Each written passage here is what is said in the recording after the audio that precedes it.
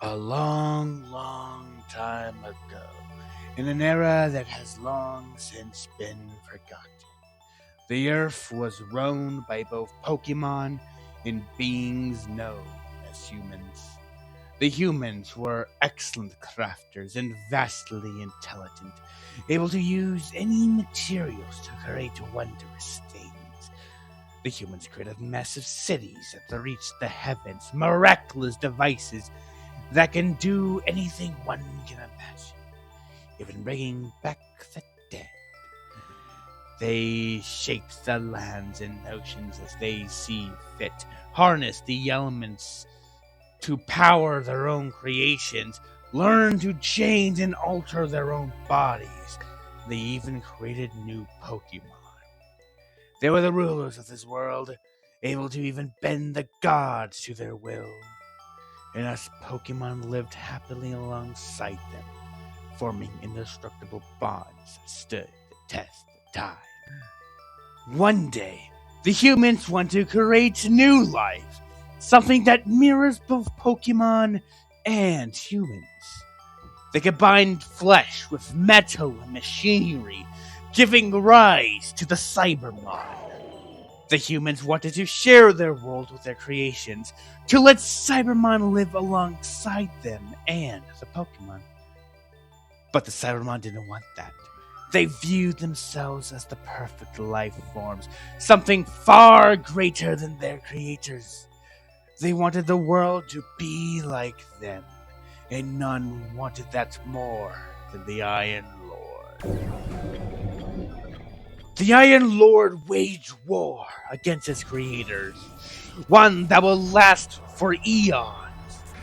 Using its Cyberman army, the Iron Lord burned down the human cities, killed anyone who wasn't of metal, and stole the dead to use their flesh to create more Cybermon. The humans retaliated by creating the weapons, machines built only for destruction and fueled only by their rage. As the years go by, both sides created more and more devastating weapons, each more terrible than the last, until the humans made the greatest one of all, the Star of Hope. The night sky burned brighter than 1,000 suns as the humans fired off the weapon at the Cybermon, vanquishing the entirety of the Iron Lord's army, along with the Iron Lord itself. When the smoke cleared, the humans were victorious, but the centuries of war and destruction has left the world scorched and barren, unable to support life. So, the humans created massive vaults, capable of storing thousands of Pokemon, and sealed us within to await for the world to be reborn. But the vaults were not built for humans, and cannot sustain them for the centuries of waiting. The humans succumbed to the barren environment. One by one, the humans died till there was nothing left of them. 15,000 years later, we have been released from the vaults and given a task left for us by the humans to reclaim this world and restore it to what it once was. Over time, we've learned how to create and talk just like the humans did. And bit by bit, we've aided this world in mending its wounds, just as the humans would have wanted us to. But the universe wasn't done with humans just yet. As more and more Pokemon are brought into this world, some inherit the souls of the soldiers that had long since left this world, unwilling to stay dead, unwilling to give up on their fight. These Pokemons have been gifted with the memories and experience of their previous lives, as well as incredible power unknown to most other Pokemon. These Pokemon are known as Revenants. Why not? Why won't you let me join?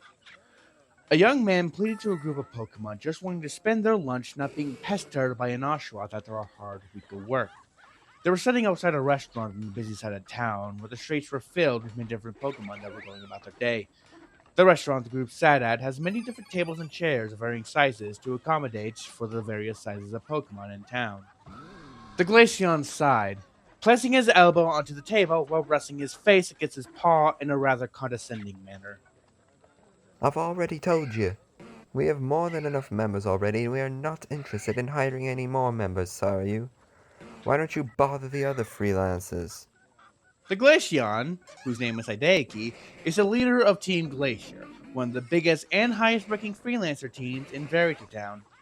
Wrapped around his neck is an ice blue scarf, the color of his team, and covering his head with his ears poking through is a bandana of the same color.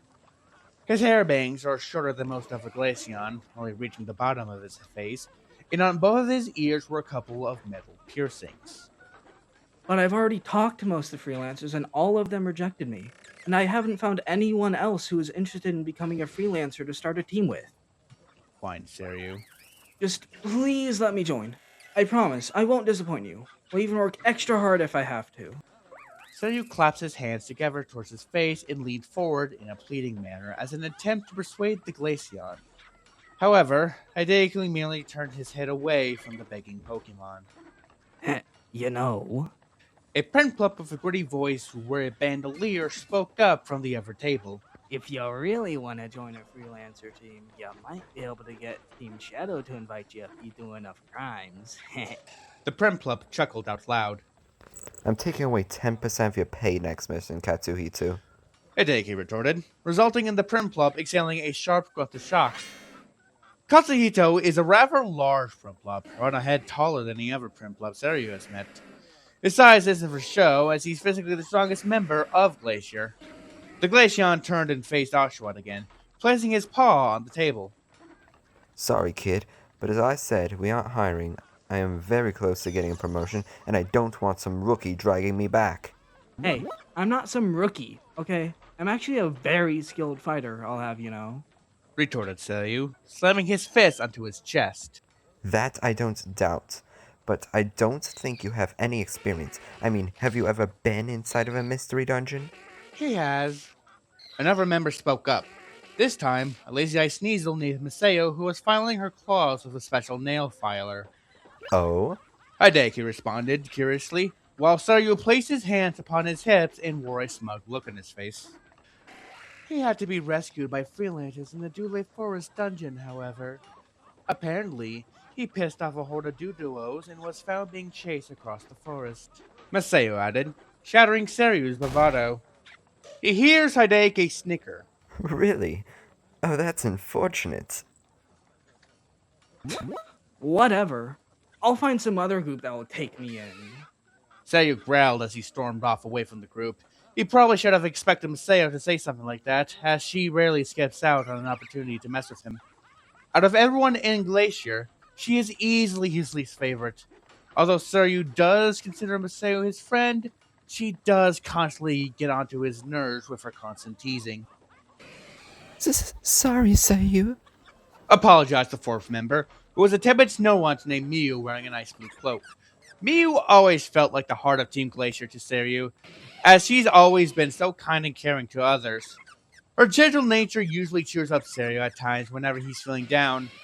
This isn't one of those times, however, as he doesn't even acknowledge the snow runt and continues walking away. He was only a few feet away from the group before he heard Hideki speak up. Oi, Sairyu. Sairyu stopped in his tracks and looked back at Hideki.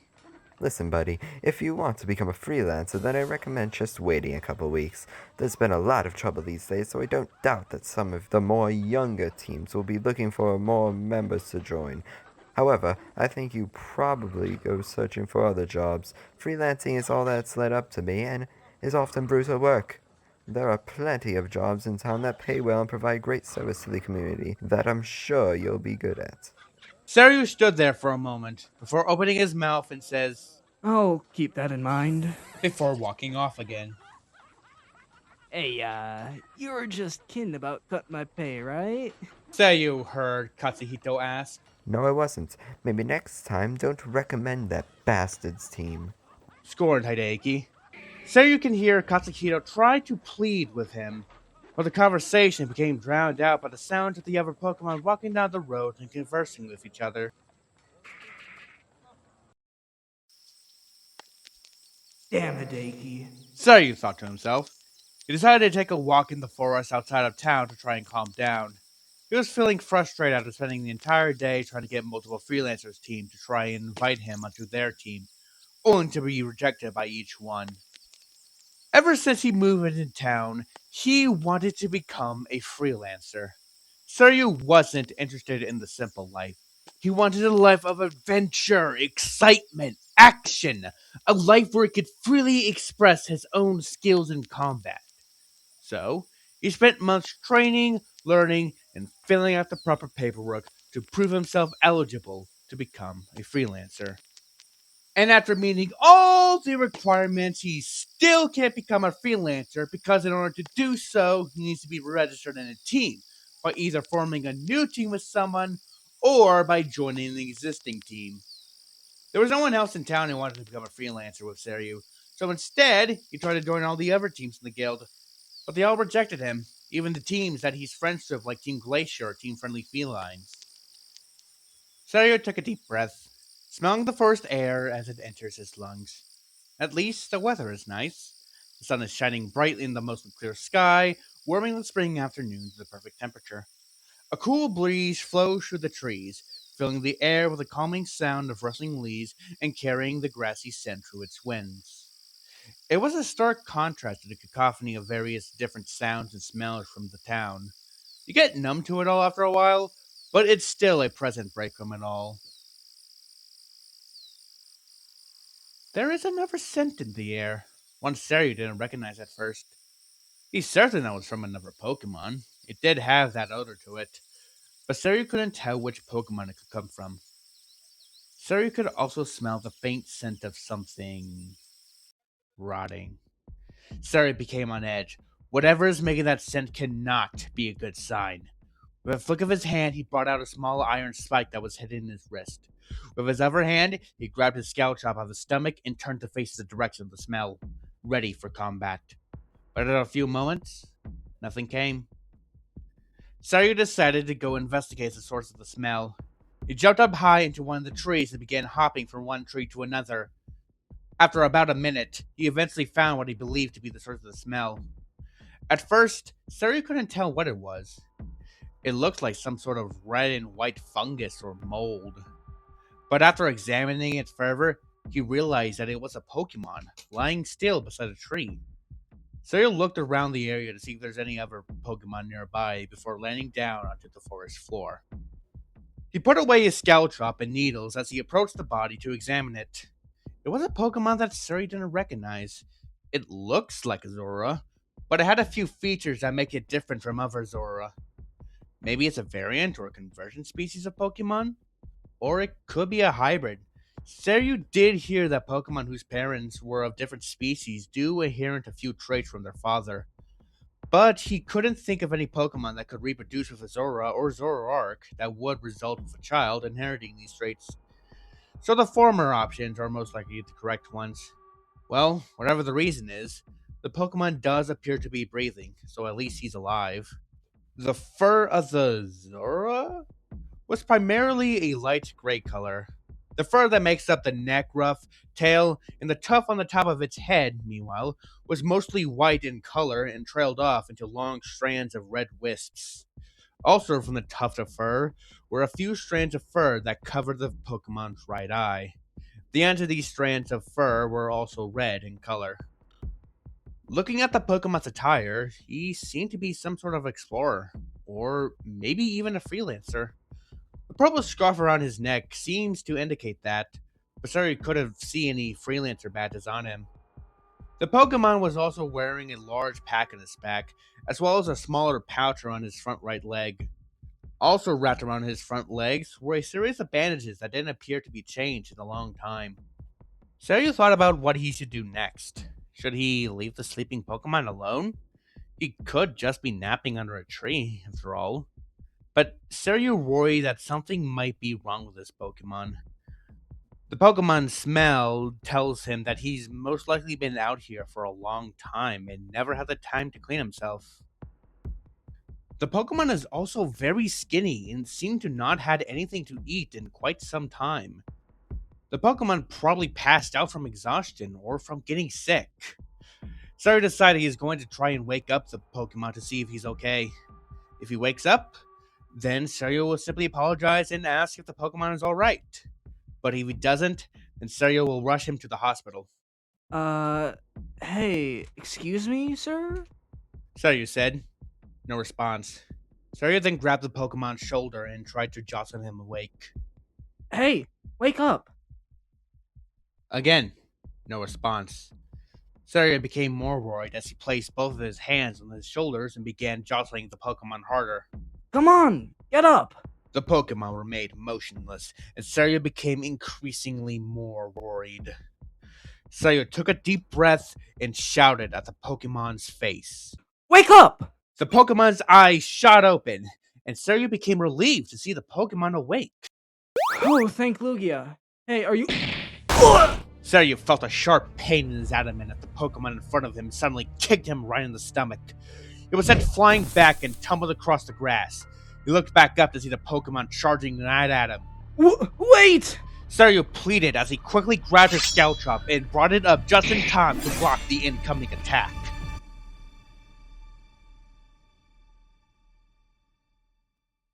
Everything hurts as they lay there on the ground, encased in an iron coffin. They feel the cold metal crush their body and tore their flesh. A burning pain erupted from where the blades pierced through the skin, and it hurts. And yet they could do nothing. They couldn't even scream or cry out in pain, for the throat was filled with copper.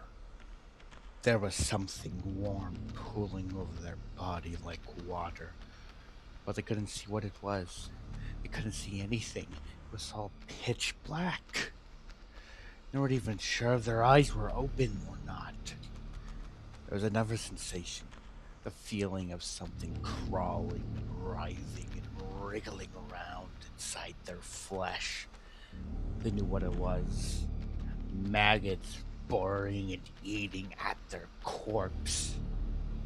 Only, they're not a corpse. They're not even dead. They can't be dead. Not yet. Not when they can still fight. So why are these maggots inside them? Don't they know they're not dead yet? Can't they tell? They can hear it. The sounds of explosions and gunfire echoing out in the far distance. The call of the battlefield that they are not fighting in because they're too busy, uselessly lying there on the ground, motionless. Get up. They tried to command themselves to move, to get up, to get back into the fight. But the limbs wouldn't listen. They don't even react. Instead, they continue to lie there motionless just like the rest of their body, useless. Are they even still connected to their body? They're not even sure if they could still feel them. The pain in their body is too great for them to even tell. The sounds of battle are getting closer. They can now hear the screams of men charging into battle with rage, crying out in pain and fear, while they sit there silently in the safety of their iron carapace like a coward. Get up! It doesn't matter if their body is mangled. It shouldn't. They can breathe and feel pain, which means that they are alive, which means that they can still fight. So they need to get up. They have to get up. The sounds of fighting have gotten even more loud. They can now make out the words shouted by soldiers as well as the cries of their fellow Pokemon. The marching of machines could also be heard through the chaos that surrounds them. The smell of smoke and gunpowder now filled their lungs, almost masking the copper in the air. Get up! They continued to struggle to get up, to force their limbs or any other part of their body to move, to do anything, and yet they don't move an inch. They were a sitting ducklet, trapped in an iron present, waiting for any predators to open up and feast on what's inside. And one has found them. A presence loomed over their body, one of malicious intent. Come on, get up! You have to get up. If you don't get up, then you will die. And you can't die. Not yet. Not when you still have a duty to fulfill. They attempted to put all their energy into getting themselves to move, to get up, to fight back. But even as death is standing right next to them, they continue to lie down and wait. Get up! Get up! Get up! Get up! They felt the presence reach down towards their motionless body. They tried to scream, to do anything, as they felt their end reaching towards them. They were at the mercy of whatever is beside them. They need to move. They need to get up. They need to... Wake up! Their eyes shot open, and the first thing they see is an unknown figure standing face to face with them. Their mind immediately registered the figure as a threat. They retaliated with a swift kick to the gut, sending the enemy flying. Without wasting any time, they got up on all fours and charged straight at the potential threat, extending their claws and slashing downward at the foe. The figure managed to deflect the blow, so they followed up with an upward swipe that the foe dodged out the way of. They continued with a flurry of slashes that the foe could barely block and dodge out the way of. As the opponent blocked another one of their attacks, they grabbed hold of his arm and pulled it away from them, leaving it open. They extended their claws and thrusted them towards the opponent, but they were caught off guard when it threw a small round object at their face that exploded into a cloud of smoke. The smoke caused their eyes and lungs to sting, forcing them to shut their eyes and start uncontrollably coughing. Their opponent broke free of the grasp as they tried to get their breathing back under control. A moment later, they are suddenly hit with a strong blast of cold water that sends them flying across the ground. However, the water washed away the stinging in their eyes, allowing them to see again. They got back up once their coughing had stopped and turned towards their opponent. They once again extended their claws and charged straight at the enemy. Stop! The figure shouted. They stopped, wondering why their opponent has decided to halt the fight and waited for it to make its next move. Listen, I don't want to fight. I only woke you up because I was worried. So please, just calm down, alright? Realizing that their opponent is just trying to catch them off guard, they narrowed their eyes and lowered their stance to prepare for another attack. The stranger figured that their plan wasn't going to work and lifted its weapon for an attack. They waited for their opponent to make its next move, only for it to throw its weapon to the side before raising its hands. The figure calmly spoke. See? I mean you no harm. Seeing their opponent disarm itself confused them. Did it not want to fight them after all? Or is it sacrificing their weapon to get a jump on them? If it is trying to catch them off guard, it did succeed. After a moment of consideration, they decided to see where this goes and lighten their stance, but they still held their guard up in case their foe decides to do anything. With everything now calming down, they can now properly examine who they are fighting. They were surprised to see that it was a Pokémon, a rather large one at that, as it looked to be about as tall as them. They weren't exactly sure what species it is. Oshawott, maybe? They weren't entirely familiar with the species. They do believe that Oshawott aren't supposed to be that big, though. Or maybe they are? You seem rather big for an Oshawott. They commented. As a matter of fact, looking around, they can see that all the trees around them seem to be larger than normal. Or are they just small? That would explain why the Oshawott seems big to them, but that just asks the bigger question of why they are small. Hold on. Why are there trees here? They don't remember being in a forest. They were in a... Where was I last? I used to get that a lot. The Oshawot's confused reply snapped them out of their thought process, and they regained their attention on him. Judging from the voice, the Oshawott seems to be male.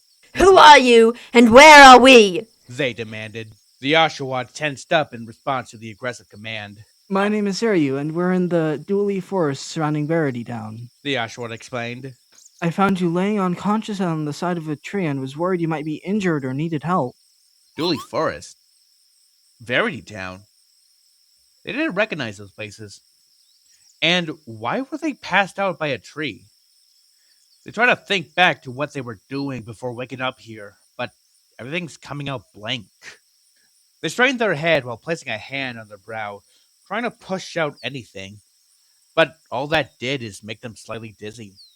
Why can't they remember any recent events? Do they have a concussion or something? Hey, if you don't mind me asking, Their attention once again snaps towards the Oshawott. what kind of Pokemon are you? What do you mean? Your Pokemon species. I don't believe I've seen any Pokemon like you before. What?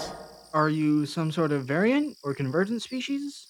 You do look somewhat similar to a Zora. What is this Pokemon talking about? How can he mistake me for a Pokemon? I'm not a Pokemon. Pardon? I'm human.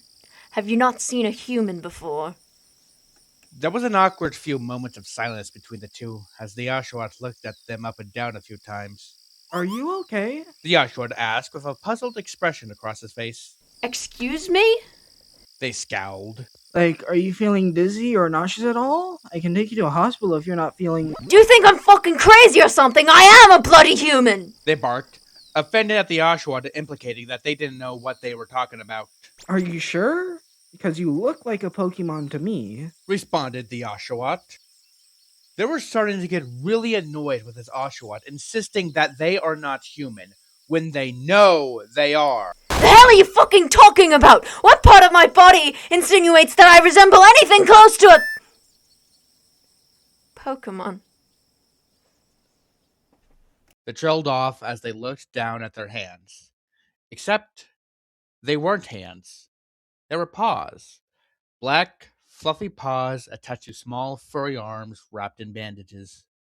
Did I change them? No, they aren't supposed to look like this. They sat down and examined the rest of their body. It was all white and furry and very much not a human body. Their confusion turned to panic as they turned around to look at their backside. They had a large white and red tail that they are sure they didn't have beforehand. They freaked out and jumped back into their feet. No, this is all wrong. I'm not supposed to look like this. I can't look like this. I'm a human. Right? They began frantically looking around, searching for anything that could give a clear reflection. They spotted and rushed towards a convenient puddle of water that was nearby. They heard the Oshawott call out to them as they ran, but they didn't pay attention to what he said. They know that they are human. They're sure of it. They were probably just hallucinating, maybe from their concussion or something. They reached the puddle of water and stared directly at it, waiting for the ripples to stop so they can clearly see the reflection. And what they saw left them in shock.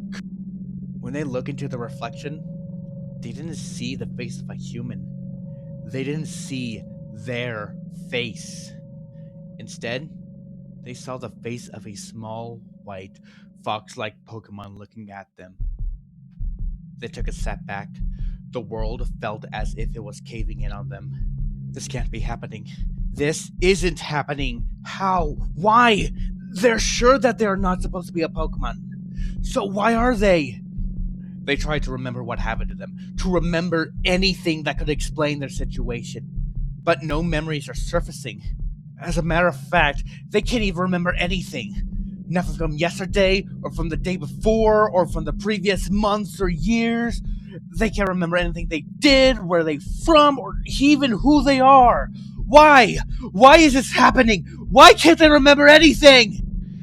They felt dizzy and nauseous as they tried harder to remember anything about themselves.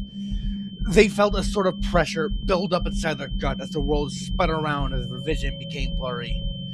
The world continues to close in around them, making it harder to breathe. Their head felt like it was gonna explode, and their ears started to ring.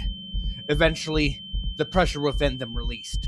They gagged and retched, spitting out most of the saliva along with whatever contents that managed to travel up from their stomach. After a minute, the world returned to normal and they no longer felt dizzy. But they were still left in a state of shock from the situation. Their breathing was still heavy, and their heart was beating as if it was trying to break out of their chest. Hey, are you okay? A voice spoke out in a hushed tone. They slowly turned to the source of the voice and saw the Oshawott standing there with a visibly worried expression on their face.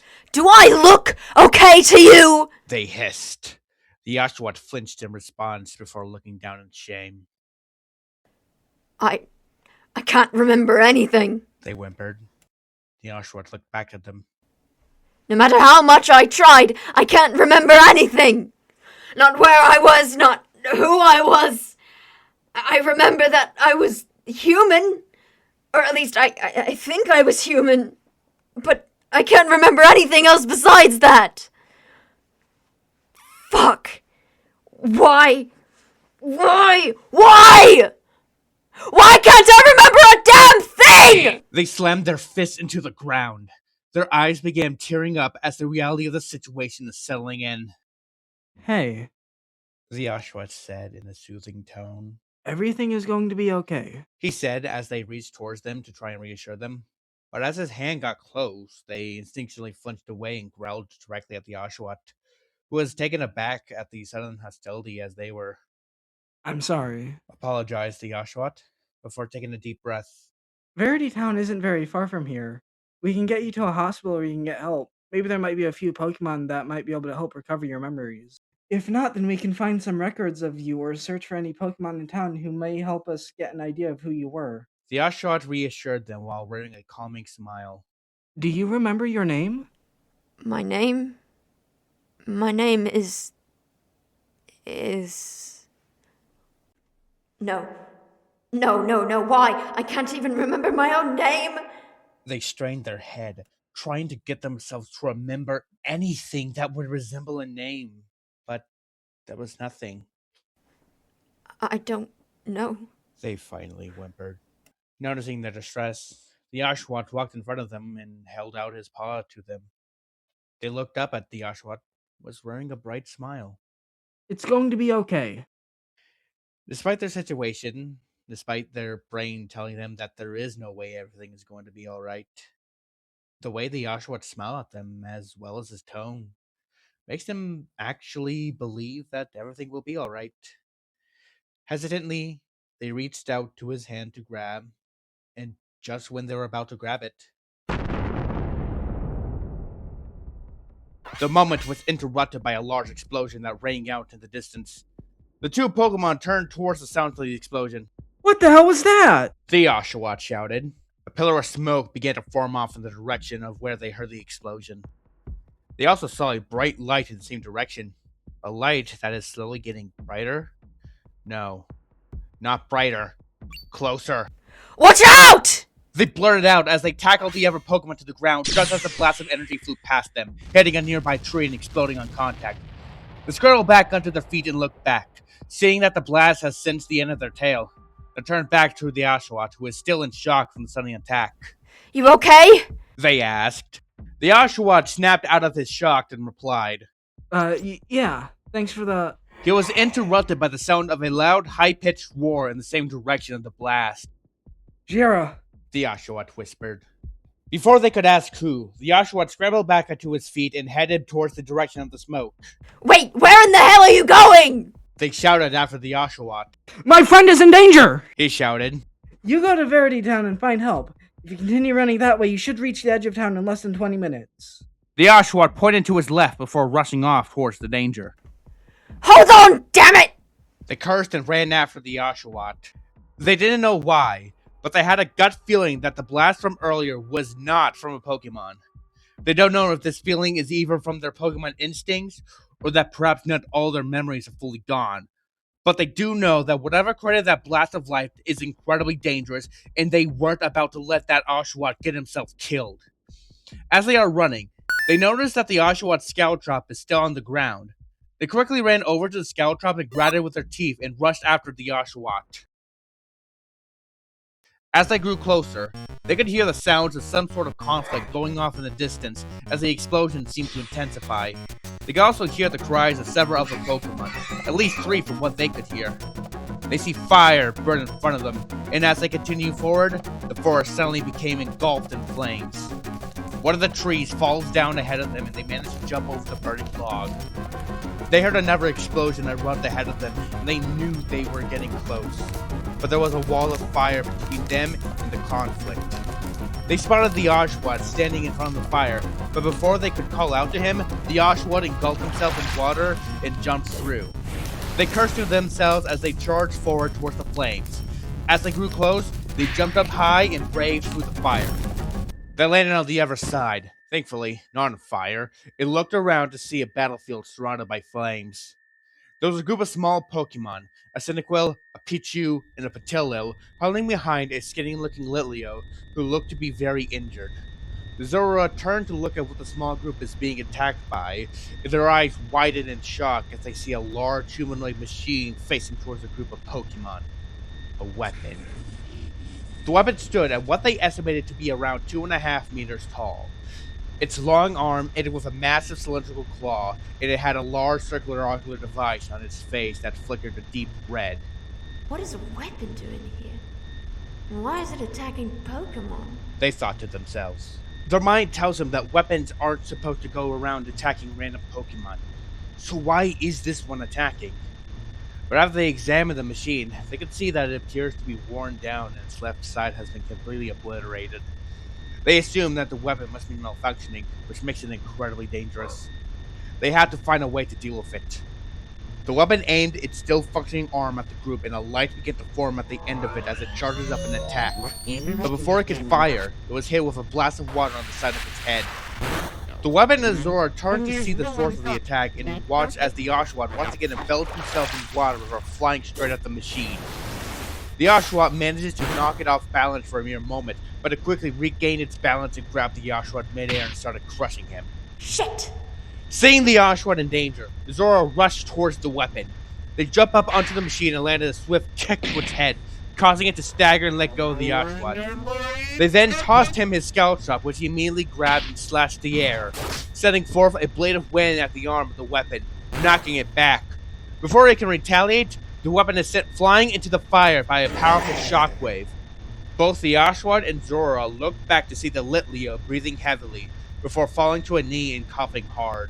Jera! The Oshawott shouted as he runs towards the Litleo's side, with the Zora following behind him. The Oshawott helped the boy back up onto his feet and patted him on the back. Are you okay? He asked. I'm fine. Assured the Litleo. The Oshawott then turned towards the Zora with a thankful smile. Thanks for the save there. I don't know what I'd do without this. He says as he holds up his Scalchop. The Zora nodded in response. Everyone's attention was suddenly caught by the sounds of robotic stomping. They all looked in front of them to see the machine slowly walking towards them through the fire. Damn it, what the hell is that thing? The Oshawott growled. It's a weapon. Everyone turns towards the Zora. They're machines designed for warfare. They're incredibly dangerous and do not go down easily. They explained. No way. That's a weapon? The Litleo became pale as his voice trembled. How do we even beat that thing? The Litleo raised a good question. Even in the state it is in, bringing it down will be no easy task. The machine is very sturdy, and a single hit of one of its blasts can spell death. And who knows what else that weapon has up its sleeve. The Zora looked back at their current allies. The Litleo was already heavily injured and exhausted from fighting off that thing, and probably wouldn't last much longer. The 3 other Pokemon behind him all seemed to be too young to even fight, and the Petilil looked weak from the heat. The Oshawott, meanwhile, seems to be at the very least a somewhat capable fighter, and he is a water type. They looked back at the weapon, who was just standing there the entire time, looking at them. It could be because the weapon was waiting for them to make the next move. But looking at its broken state, they figured that the machine might be experiencing some sort of lag or processing issues. And with its left side being destroyed... Hey, Oshawott! They called. The Ashwa turned to face them. What did you say your name was? Sairyu. Replied the Ashwat. The Zora pointed at the weapon's left side. Look at the left side of the machine, Sairyu. See how it's destroyed? Sairyu looked at the weapon and nodded. All of its internal mechanisms and wiring are exposed on that side. If you shoot at it with water, we'll be able to cause it to short circuit. They explained. I'll keep its attention while you attack its insides. But what about me? Cried the Litleo. Shit, that's right. With those 4 Pokemon here, this makes the situation a lot more complicated, as they have to worry about the other 4's safety. There aren't really any places for them to take cover in, and they try to blaze the flames, the Pichu and especially the Matilda could get seriously hurt. So they will have to be careful and to not have them get caught in the crossfire. You know dig, right, Jara? Asked Sairyu. The Litleo shakily nodded. You try to dig your way out of here while we keep that thing busy. What? No, there is no way I'm leaving you to fight that thing by yourselves. The Litleo barked. Sairyu turned around and smiled at the Litleo. Don't worry, we'll be fine. Assured Sairyu. The Litleo seemed to like he was going to say something, but instead he just nodded and started digging. The Lilio's digging caused the weapon to react and aimed its arm at the group. Sairyu responded before the weapon could fire and shot out a blast of water at the thing. Instead of firing a laser, the weapon instead formed a sort of energy shield in front of it with its arm and blocked the attack. The Zora charged forward towards the weapon while it was busy with Sairyu and climbed up its leg. The weapon tried to grab onto them as they climbed up it, but failed to as the Zora reached its head again. They extended their claws and swiped at the machine's face, barely leaving a scratch. They figured that they weren't going to do much damage to it, so instead, they are trying to keep its attention on them. That laser attack is powerful, yet destructive. They believe that the weapon wouldn't use it in close combat and risk damaging itself. So as long as they stay close, then they will not have to worry about getting shot at. And if the weapon is continuously focusing on them and not Sairyu, then he doesn't have to worry about getting shot at as well. They followed up with a kick to the head, but the weapon leaned back and the attack missed. They then saw its arm flying towards them, and they braced for an impact. Instead, it flew past them as it forms another shield in time to block another water gun. The Zora grabbed onto the thing's arm and climbed on top of it. They then run down the arm and towards its head again. The machine turned its head to look directly at them, and a bright flash of light erupted from its lens and blinded the Zora. Their vision became entirely white as they tripped and fell off the arm. But before they can feel themselves begin to fall, they felt the machine slam its arm into them. They were sent flying, and a moment later they felt their shoulder explode in pain as they cut the side of a tree before falling onto the ground. As they struggle to get up, they feel a burning sensation spread across their skin, only for it to end a moment later as they are hit with a blast of cold water. Their vision returns, and they see Sairyu looking at them with a worried expression, as well as a 2.5 meter tall robot about to slam its arm onto him. Behind you! They shouted. Sairyu looked behind him in time to see the weapon just above him and jumped back to avoid the incoming attack. At first, it looked like he was going to dodge the attack, but the machine deployed its shield and crushed Sairyu into the ground. Sairyu! They yelled while rushing towards the weapon. The robots kicked Sairyu towards the Zora and the two crashed into each other. The Zora got up and saw that the weapon was charging up another beam attack. They grabbed Sairyu by the scruff of his neck and throws him out of the way before jumping into the sides themselves, nearly dodging the attack. The explosion sent the two Pokemon flying across the field, but they both quickly got back up to continue the offense. Sairyu fires off another water gun at the machine, forcing it to block the attack and leaving itself open to the Zora. They charge at the machine to try and get close to it, but as they do, it jumps high into the air and fires off several lasers towards them. The ground became covered in explosions that the Zora could barely dodge out of. The machine landed on top of Sairyu in an attempt to slam him into the ground again, but Sairyu dodges the attack and retaliates with another water gun which the machine blocks. The Zora follows up on Sairyu's attack by charging towards the machine while it is busy. The weapon attempted to kick them away, but they managed to dodge the attack and swipe at its other leg, causing it to fall to a knee.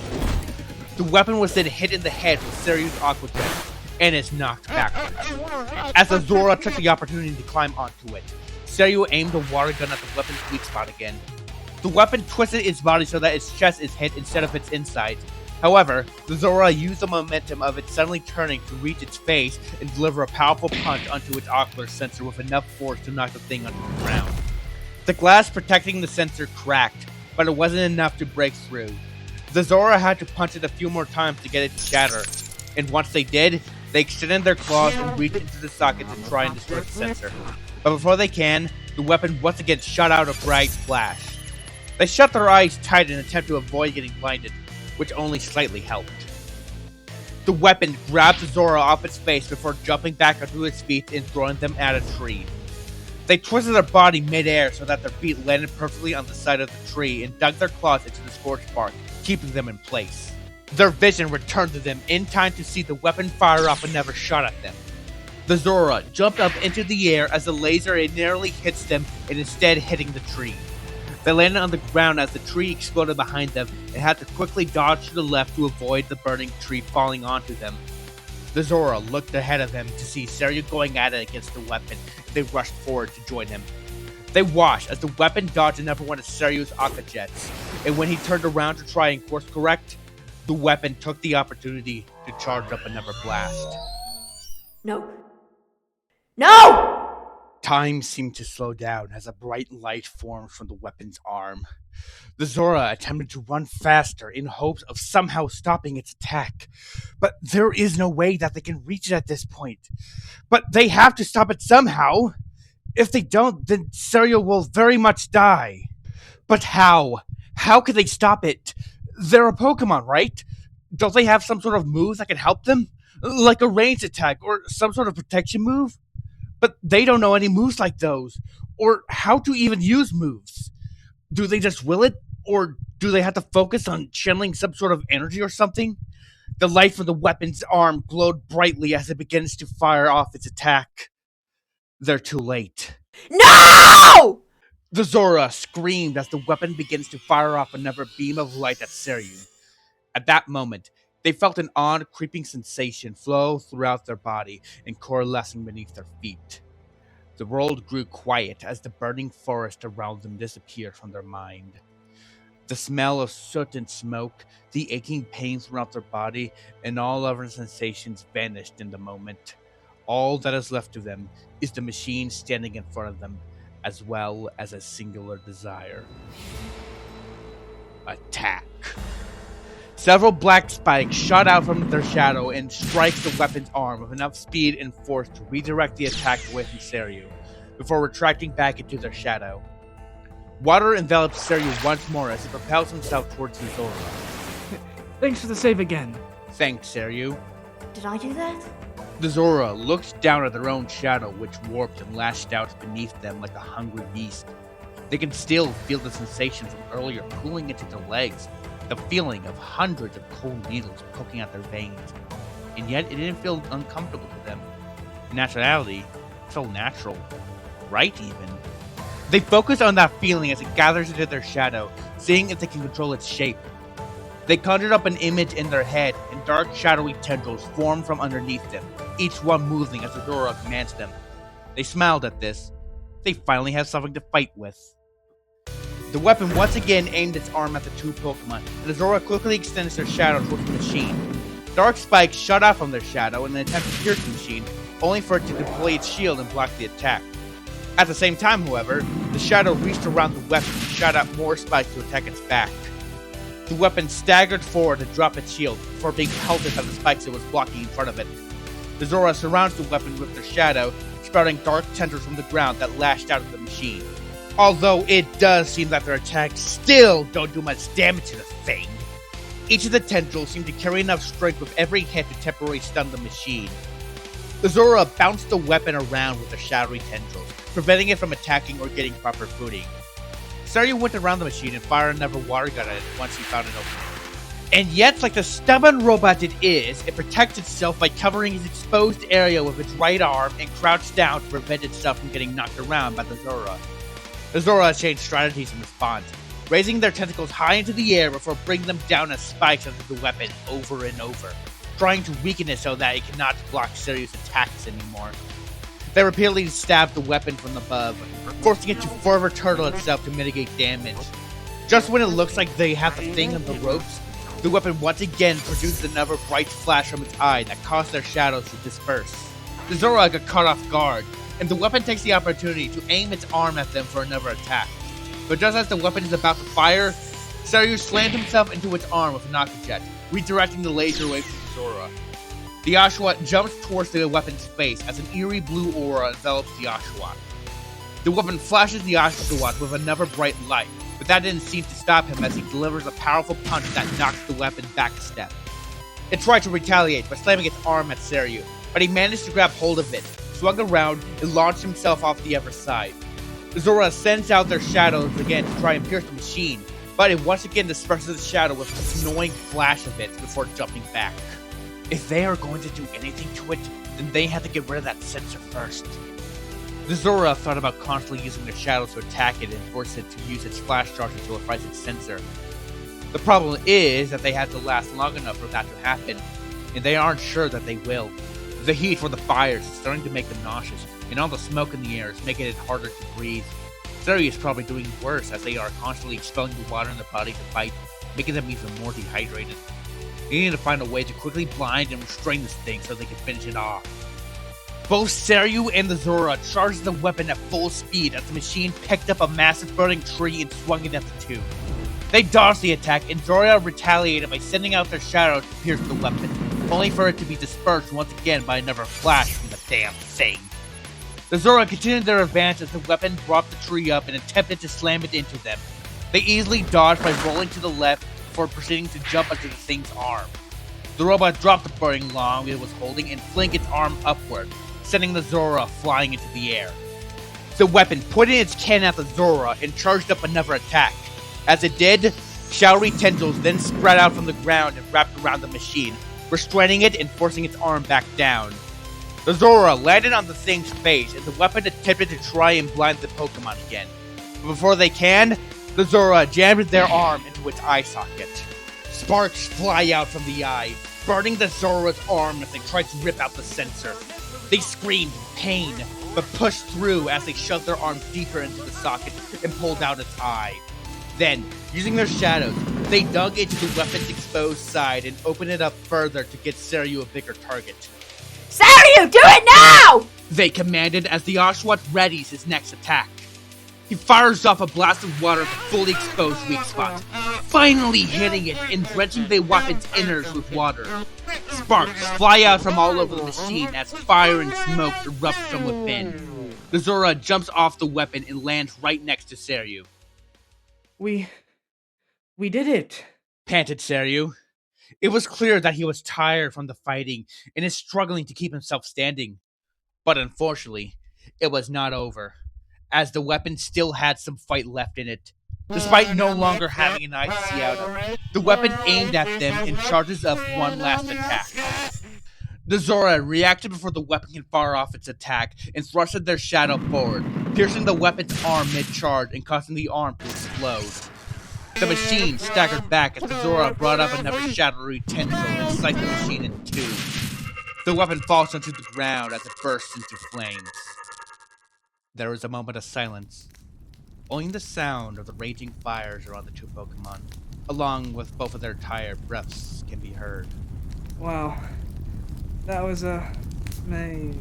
Sairyu collapsed to the ground, with the Zora taking immediate notice.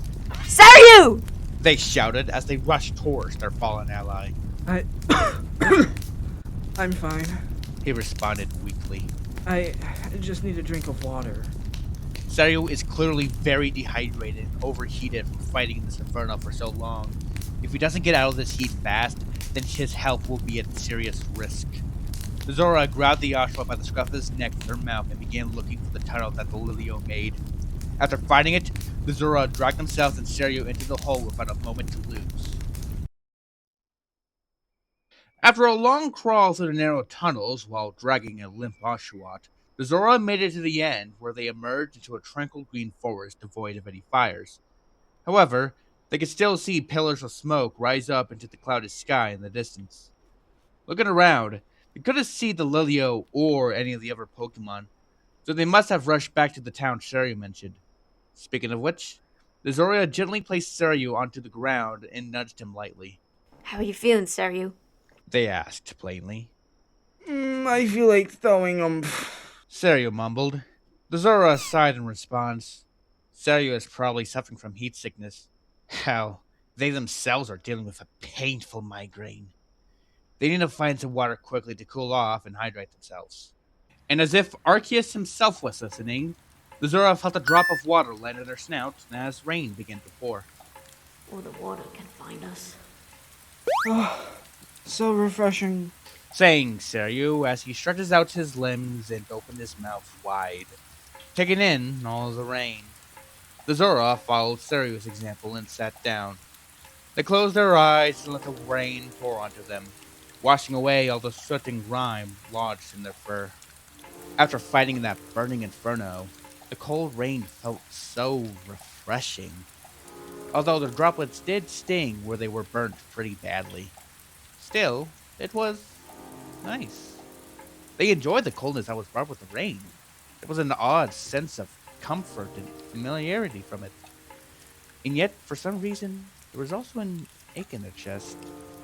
It was like something was missing. Were they homesick or something? Without any memories. You can't really be sure. Oh, right. They reopened their eyes as they remembered their predicament. With the fight against the weapon, the Zora didn't have much time to dwell on their situation. But now, after everything has been settled, they now have the chance to think. They looked down at their own paws. The bandages that used to cover their arms are now all burnt and torn apart, revealing the white fur they had underneath. The right arm is also covered in burns, most likely from when they ripped out the machine's eye. They held their paw out into the rain and watched as the water poured into their arm, feeling it burn as the wounds made contact with the water. This is definitely not a dream. It feels too real to be one. They really have turned into a Pokemon. But how and why? Humans don't go around turning into Pokemon. Or do they? Were they even human in the first place? They felt sure that they are, but without any memories to back them up, they could just be crazy as far as anyone knows. They tried once again to try and remember anything about their life and how they became a Pokemon. But just like before, they were left with a blank. The Zora groaned in frustration as they put their paws into their face and lay back under the forest floor. They lay there with their limbs sprawled out, feeling the rain fall onto them. At least the rain felt nice. The two Pokemon lay there for what feels like minutes, simply relaxing in the rain. After a while, the Oshawott raised his legs into the air before jumping onto his feet. Alright, feeling much better now. Sairyu boomed. The Zora flinched in pain as they felt their head throb from the sudden loud noise. I see you recover fast. They grumbled. Yup, us water types can absorb water a lot more easily than any other Pokemon, allowing us to recover from dehydration a lot more... Oh, sorry. Sairyu pitched his voice down drastically after noticing the Zora's discomfort, realizing that they shouldn't be talking so loud. The Zora noticed the Oshawott's eyes trail off and landing on the Zora's right arm, his eyes widening in shock. Your arm! Sairyu gasped as he ran towards the Zora. He attempted to grab the Zora's burnt arm, but they instinctually yanked it away from him with a growl. Sairyu was a bit taken aback, but he held out his paw anyways in an inviting manner. After a moment of hesitation, the Zora begrudgingly gave their arm to the Oshawott to look at. Sairyu gently grabbed the arm as to not accidentally hurt the Zora, but they still felt uncomfortable. The way he holds their arm makes their skin crawl. No, it's not the way he holds their arm that they didn't like. It's the fact that he is. They hated the feeling of being touched and wanted to pull their arm away, but remained still regardless and let the Oshawott do his thing. After he was done examining the burns, he slings off a satchel that Zora didn't notice up until now off his shoulders and reaches into it, pulling out a small cylindrical casing. Keep your arm there. Sairyu ordered as he let go of the Zora's arm to open the casing. Inside the casing is a white, thick cream that Sairyu applied to their arm. They expected their paw to sting as Sairyu spread the cream across the wounds, but instead their paw felt cold and numb. It's a healing cream. Sairyu explained. It will help prevent your arm from getting infected while also numbing the pain. After he was done applying the cream, he reached back down into the bag and pulled out a small roll of bandages and wrapped them around their paw. There, that should make it all better. Zora quickly pulled her arm away before Sairyu could finish. I take it you're not a fan of being touched. Asked Sairyu. I guess not. Zora concurred as they examined their arm, lost in thought. I'll keep that in mind. Sairyu smiled. Thanks for the help, by the way. You were so awesome back there. The way you absolutely handled that weapon, and you cutting that thing in half, that was incredible! He paused as if he came to the realization of something. Hey, Sairyu turned to face the Zora and noticed that they were dissociating. are you okay? Oh, yeah, I don't know. They admitted. Is it because you can't remember anything? No, it's actually because I have an alien parasite growing inside me that'll burst out of my stomach at any moment. They sarcastically retorted. Sairyu frowned at this. The Zora took a deep sigh and placed their paw back onto the ground. I have no idea what the hell I'm supposed to do. I have no memories, no idea of where I am, and no place to start. It's like I was suddenly dropped off from an entirely different world without any explanation. The Zora lamented, hanging their head low in defeat. Sairyu scooted himself to be in front of the Zora. I might have an idea on where we can start. Propose, Sairyu. The Zora looked up at Sairyu curiously. The scarf around your neck, those kinds of scarves are usually worn by freelancers and independent mercenaries as a sort of identity. And the fact that you were able to recognize a weapon probably means that you weren't some run-of-the-mill traveler, but maybe a freelancer. Sairyu explained. Now that he mentioned it, they were able to easily identify the machine as a weapon. But why could they remember what a weapon is and not who they are? Unless they couldn't remember what a weapon was until they saw it. Could that be it? Will they be able to regain more memories that way? And if you are a freelancer, Sairyu continued, snapping the Zora out of their thought process. that means that there might be records of you within the freelancer guilds, and there could be other freelancers that might recognize you. As a matter of fact, Rarity Town has their own freelancer guild we can go to. Sairyu explained. So I was thinking we could start a freelancer team together so we can get your memories back. The Zora hummed in thought for a moment. I get the part about going to the guild for any information about me, but why do I have to form a team with you? Puzzled the Zora. Well, you see, I Sairyu stammered as the Zora raised a quizzical eyebrow in response. admit that was purely for selfish reasons. I've been wanting to become a freelancer for months now, and for me to become a freelancer, I need to either start a team with someone else or join an existing team. And I've been having trouble joining the other teams. The Zora's brow furrowed. So you resulted to getting a confused and helpless amnesiac to join you. Well, look, I know it's wrong to try and take advantage of someone in a helpless situation for my own gain, Sairyu conceded. but you aren't some helpless Pokemon. You are incredibly skilled and strong. You're able to take on and defeat a weapon head on. You could probably have beaten that thing all by yourself. You can help so many Pokemon as a freelancer. He stated. The Zora lowered their heads slightly at this. There was a hint of doubt in them, not at Sairyu, but at themselves. Could they really help others? How about this?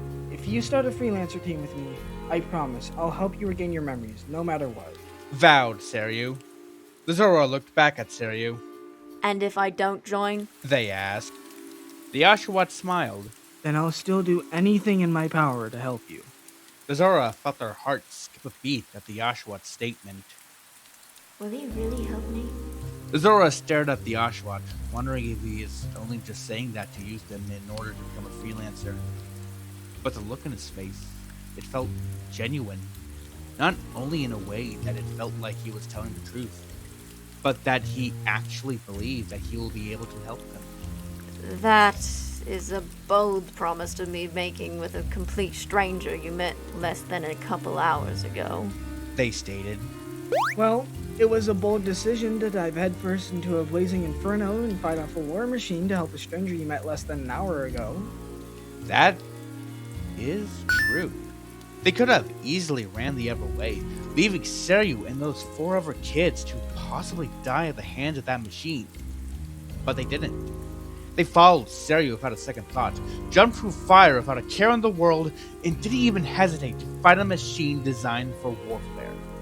All of that for a Pokemon they just met. Maybe they do have what it takes to help others. Sairyu holds out his hand to Zora as an invitation. So, what do you say? Zora thought it over for a moment, before grabbing his paw and shaking it. Okay, I will join you. The Oshawott face became filled with shock. Really? You will? He exclaimed. It's not like I have anything else to do. The Zora stated. Sairyu's expression brightened like a morning sun. The Oshawott started stuttering as he tried forming a sentence, but his words kept on getting caught in his excitement. Alright! He eventually screamed out as he jumped high into the air. Sairyu danced in place, unable to contain his excitement. Meanwhile, the Zora awkwardly stared at them jump around, unsure what to say or do next. After a minute, the Oshawott calmed down and resolved himself. Okay, first things first. You. He pointed at the Zora, You're coming with me to my house to get yourself cleaned and to eat. ordered Sairyu. Wait, what? They stumbled on their words, taken aback by the Oshawott's sudden command. You both look and smell like death, and it's clear that you haven't fed or bathed yourself in a long time. So we'll be going to my place to fix that. Now follow me. My place isn't far from here. Sairyu walked past the Zora, motioning them to come along. The Zora took a curious sniff at themselves and instantly reeled back in disgust as their senses were accosted by the scent of a strong and unholy combination of body odor, sweat, mud, soot, decay, and God knows what else. Oh, gods, you're not kidding. They gagged as they chased after Sairyu. After a good minute of walking, the rain still pouring from above, Sairyu asked the Zora, Hey, so since you don't know your own name, what should I call you? The Zora thought for a moment. I don't know. You pick something. Sairyu turned his head at the Zora in confusion. Me? The Zora nodded.